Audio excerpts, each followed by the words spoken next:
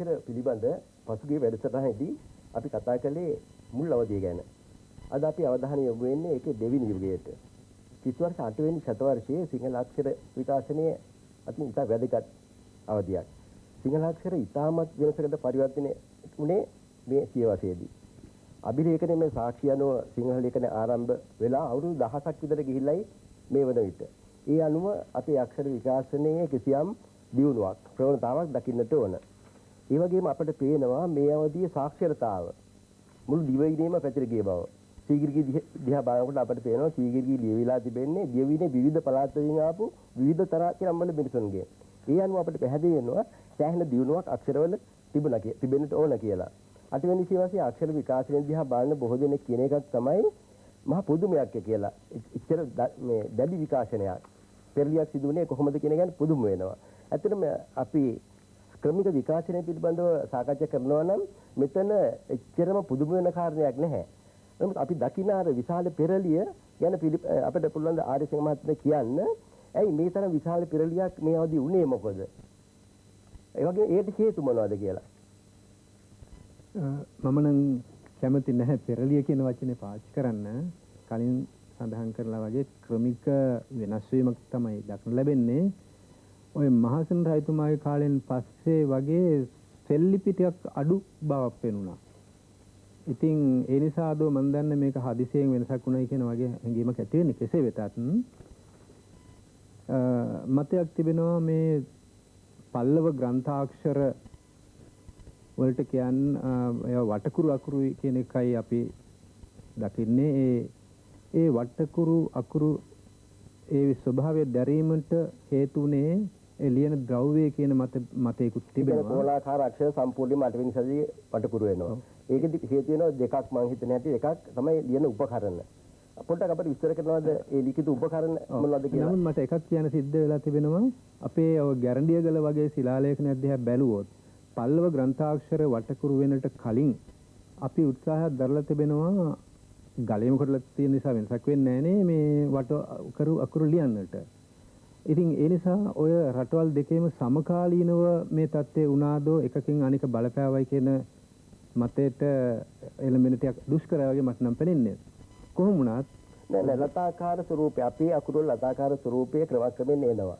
ඒක නැත්නම් ඉන්දියානු ආభాෂය ගැන අපි හිතන්න නරකයි. මොකද අපි අපිටම ආවේනික අක්ෂර ක්‍රමයක් ගැන පුරාක්ෂර ශිල්පීන් සෑහෙන වෑයමක ඉදිරියට තියෙනවා කියන එක අපිට පේනවානේ. ඒක තමයි මම දකින්නේ ඔය එක්තරා දේශීය වශයෙන් අපි උත්සාහයක් ගත්ත අකුරු වට කරලා ලියන්නට. මොකද බ්‍රාහ්මී අක්ෂර මූල ස්වරූපයෙන් නම් කෝණාකාර ස්වභාවයට වැඩි තත්ත්වයක් දීලා තිබුණේ. නමුත් අර ලංකාවේ මහත්මයා කිව්වා වගේ අපි ඉක්මනින් ලියන්නට උත්සාහයක් දරලා තිබෙනවා. මොකද අපේ සාහිත්‍ය කෘතිය සාහිත්‍ය ක්‍රියාදාමයේ ඒ යුගයේ බොහොම විශාලව තිබුණා. අපේ දොස් මහ කවින් වැනි අය පොත්පත් ලිව්වා. ඒ කියන්නේ ශාස්ත්‍රීය අතින් සෑහෙන දිනුවක් ඇති වෙනවා. ඒ නිසා මම හිතන්නේ ඉතින් මේ වේගයෙන් ලිවීමේට අපි පුරුදුනා. එහෙම ලිවීමේදී කෝණාකාර අකුරු කෝණාකාර වශයෙන් ලියන්න කියන වැඩි වේලාවක් යනවා. රේඛා දෙකක් එක ස්ට්‍රෝක් එකෙන් එක ලේඛනයේ රේඛාම ලියුවොත් කාලය ඉතුරු වෙනවා. හෝ කාලය පරිමා ගන්න පුළුවන්. කියන නිසා දෝ මම හිතන්නම් මම ඒකට එකඟ වන්නේ අපේ අකුරු වට වෙන්නට පටන් ගත්තා. දැන් මතයක් තිබෙන මේ පුස්කොළ පොත් ලියනකොට ඒවැය අර තියෙන නාරටි වල ස්වභාවය නිසා වටකුරුව ලිව්වොත් කොලේ හිල් වෙන්නේ නැතුව ලියා ගන්න පුළුවන් කියන මතයක් තිබෙනවා. ඒ මතය නම් ටිකක් හිතා ගැනීම දුෂ්කරයි. කෙසේ වෙතත් අපි ඔය වටකුරු ස්වභාවයට අකුරු හදාගත්තට පස්සේ කෝණාකාර ස්වරූපයේ අකුරු අපි ක්‍රමක්‍රමයෙන් අතෑරියා. අතෑරලා සම්පූර්ණයෙන් වටකුරු වෙන්නට පටන් ගත්තා. එතකොට ලිපි ද්‍රව්‍ය වශයෙන් කතා කරනවා නම් අපි මුලදීම ලිව්වේ කළු ගලේ ගල් කටුවෙන් ඊට පස්සේ මැටි වල ලියා තිබෙනවා ධාරණී වැනි මහානිකයන්ගේ යම් යම් පාඨ සංස්කෘත නාගරික අක්ෂරෙන් මැටි වල ලියා තිබෙනවා. එතකොට තව රන්පත් වල ලිව්වා. මම හිතන්නේ ක්‍රිස්තු වර්ෂයෙන් පළවෙනි වර්ෂයේ විතර මේ මෑතකදී විශාල ආందోලනයක් පැවති වල්ලීපුරම් රන්පත අප නිදර්ශනයක් වශයෙන් ගන්න පුළුවන්. තව මේ මෑතකදී 1986 දී හෝ 7 දී හම්බ වුණ ජේතවනාරාම රන්පොත ගැන අපිට මතක් වෙනවා. ඒ වගේම මලුතිස කණිතිස්ස එතුමා ලියු කුඩා රන්පතක් එතුමා ගැන සඳහන් කරන රන්පතක් දීගෝ අපි චෛත්‍යයේහි බටහිර වාල්කඩේදී හම්බෙලා තියෙන කුඩා රන්පතක්. ඒක ස්වර්ණ ස්තූපයක් එතුමා කළයි කියලා ඒ කුඩා කරුණුට වෙන්න තියෙන නම කියන්න ඇත්තේ. ඔන්න ඔය විදිහ රන්පත්වල අපි ලියලා තිබෙනවා. නමුත් ඒක දුර්ලභයි. හේතුව ඒ ද්‍රව්‍ය හොයා ගැනීම අමාරු නිසා වෙන්න පුළුවන්. තව ඉතින් කියන්නේ තඹතහඩුවල ලිවීම නම් අපි ක්‍රිස්තු වර්ෂයෙන් 47 වර්ෂයගෙම අර ධම්මදාතු කියන ප්‍රඥා පාරමිතා පාඨ අපි තඹතහඩුවල ලියලා ඒව නිදන් කරලා ධම්මදාතු වශයෙන් අපි වන්දනාමාන කළ තිබෙනවා. ඒක මහායානිකයන්ගේ වැඩක් කියලා කියන්නේ. ඔව් මේ තවත් ඊටම වැදගත් කරුණු හැටියට සැලකෙනවා තමයි එකක් මේ අකුරු සකස් කර ගැනීම. දැන් ඈන්න අපිට අලුතෙන් මේන එකක් තමයි 8 වෙනි ශතවර්ෂයේදී ආකාරය මයිතර වෙන කිසිම භාෂාවක ලෝකේ වෙන කිසිම භාෂාවක ඈන්න දකින්න ලැබෙන්නේ නැහැ. අපේම ලිපිකරුවන් අපිට ඕන හැටියට සකස් කරගත් ආකාරයක්. ඒක තමයි සංජකාක්ෂර. උග ය ද ද බ අකුරු පහ. ඒකත් අපි දන්නවා අර සංයුක්තාක්ෂර ඉන්දියාවේ සංයුක්තාක්ෂර වලට අනුකූල සංස්කෘතයේ බලපෑම උඩ සංස්කෘතයේ පාලි වචන බිඳ ගන්නකොට අපට අවශ්‍ය වුණ ගජර දව පහ. ඒ අනුව ගජර දව පහ අපි හදාගෙන තිබෙනවා. ඒ අනුව අපිට තිබෙන අලුත් අකුරු රාශියක් මේ අවස්ථාවේ අපිට මහායාන බලපෑම පේන එකක් නේද? මහායාන බලපෑම උඩ සංස්කෘත භාවිතයව සංස්කෘත භාවිතයව අපිට සංස්කෘත වචන සිංහලෙන් ලියන්නට වුණා. දැන් කුචේල ලිපිය ගත්තොත් කුචේල ලිපිය සංස්කෘත භාෂාවෙන් ලිව්වේ ලියලා තියෙන සිංහල අකුරු වලින්. අන්න ඒ විදිහේ විශේෂතාව උඩ භාෂාවේ සෑහෙන වෙනස්කම් ඒට අනුකූල අකුරු පැමිණීම වගේ සිදුනාය කියලා.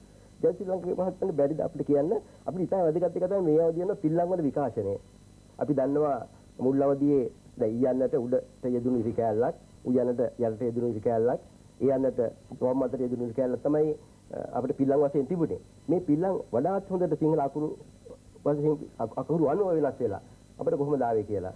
ඔව් මේ මුල් කාලේදී පිල්ලම් දැක්වීමට ස්වර අක්ෂර වලට මේ අව්‍යංජන අක්ෂරයට ස්වර සංකේත සඳහා එකතු කරපු ඒ කිටි ඉරි කැබලි 8 වෙනි සියවස වෙනකොට සෑහෙන දුරට දියුණු වුණා. අත් වශයෙන්ම වර්තමාන අපි හඳුන්වන පිල්ලම් වශයෙන් හඳුන්වන ඇල පිල්ල, ඇද පිල්ල, පා පිල්ල, ඒ වගේම කොම්බුව කියන සංකේත 8 වෙනි සියවස වෙනකොට සෑහෙන දුරට වර්තමාන ස්වරූපයට සමාන ලෙස වර්ධනය වුණා.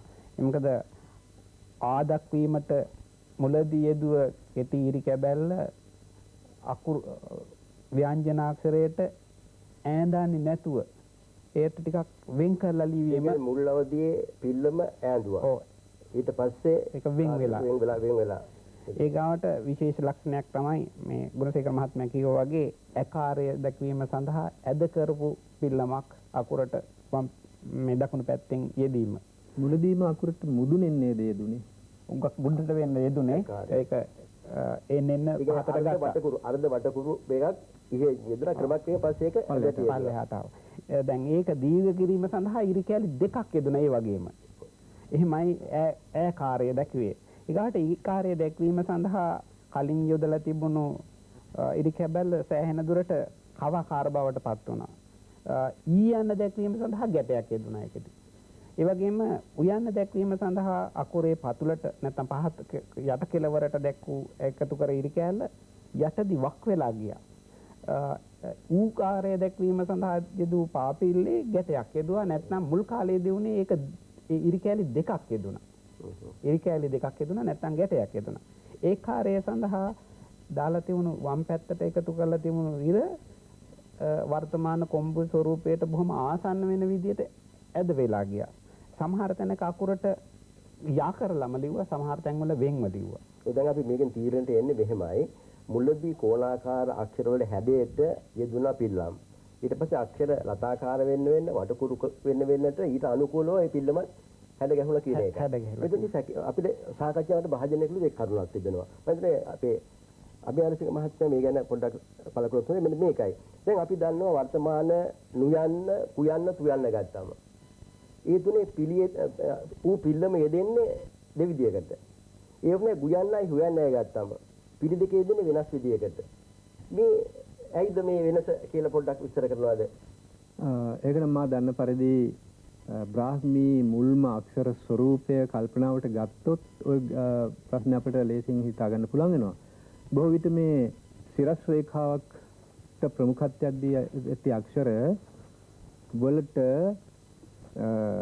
දකුණට විහිදිගේ යටින් දකුණට විහිදිගේ ඉරි කැලලක් යෙදීම තමයි උ කියන ස්වරය ආරූඪ කිරීමට පාවිච්චි කරලා තිබෙන්නේ.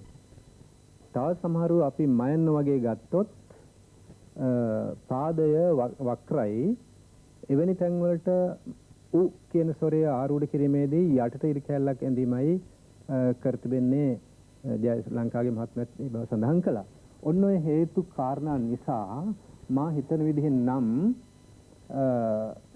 මෙන්න මේ මම දක්වා තියෙන දැන් කයන්න මේ විදිහට ලියා තිබෙන්නේ මේකයි ප්‍රධාන සිරස් රේඛාව.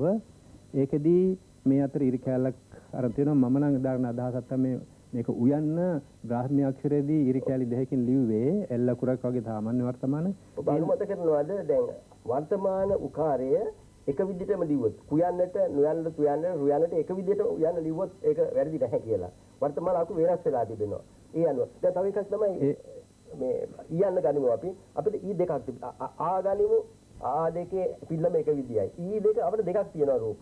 ඊයන්න ලියලා එකට දීර්ඝ ඉස්පිල් යෙදුවොත් ඒක වැරදිද කියලා. ඒ විදිහ අපිට අපේ අක්ෂර පරිණාමය දිහා බලනකොට අපිට පැහැදිලි වෙන එකක් තමයි වර්තමානයට අනුකූලව මේ පිල්ලම් සකස් කරගත්තු නරකද කියලා. ඊයන්න ගැන නම් ඔබතුමා කියුප් එක එහෙම පාවිච්චි කරලා තිබෙනවා.